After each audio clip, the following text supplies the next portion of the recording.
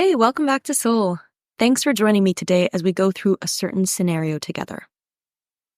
I heard a story of this young woman who was pushing it really hard at work and pushing it really hard in everything else, between the travels and the social life and wanting to do everything and be everywhere and still hit a target as a salesperson. And long story short, it was just chaos. And she went to get a checkup. And the doctors found something that was quite odd, so she had to go get another checkup. And long story short, they found something that looked like a tumor. Thankfully, it was benign, and they found that it can in fact be treated. But the most important bit of the story is that it took her that to be able to stop, take a step back, and reflect on what she's been doing with her time. And we always say, yeah, well, I'll work really hard. I'll put in the hours working in things like investment banking, or if you're getting your PhD, staying up and doing these things. And then once I get to my goal, I'm going to slow it down. But really, the truth is you only get your health now. And if that's not something that you're protecting right now, then that's not going to stay with you for long.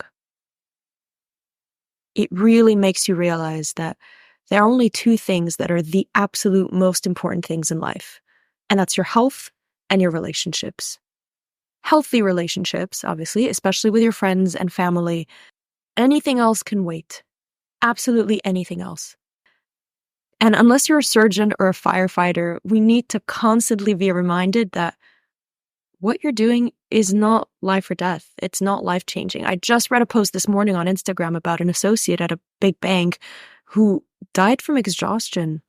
Why are we the generation that's still keeping up with this? If anything, I'm proud of our generation because we finally realized that there's more to life than doing this.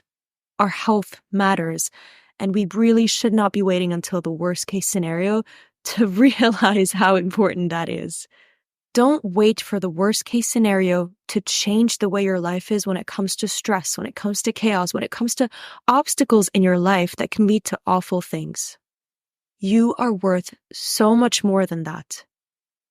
And as the Stoics put it, we must accept knowing that we do not own anything. Really, the only thing that we can control is ourselves, our health, our well-being. Everything else will be a reflection of how you are with yourself. Please, listen to your body, nourish it, feed it, nourish your soul, focus on your well-being. Your health is actually the most important thing that you have, and it's the only thing that you actually have. You can't fill from an empty cup.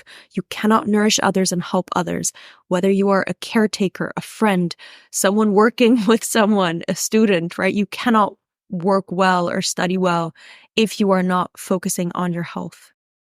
Your changes don't have to be drastic, but as always, step by step, day by day. We can work to focus on our health and make small changes in our lives that are going to improve our health, that are going to make us not have to wait for the worst case scenario to realize, oh wow, okay, this is it. Let us not wait for life-altering events to make life-altering decisions for the better. Thank you for your time. I will see you next week on Soul.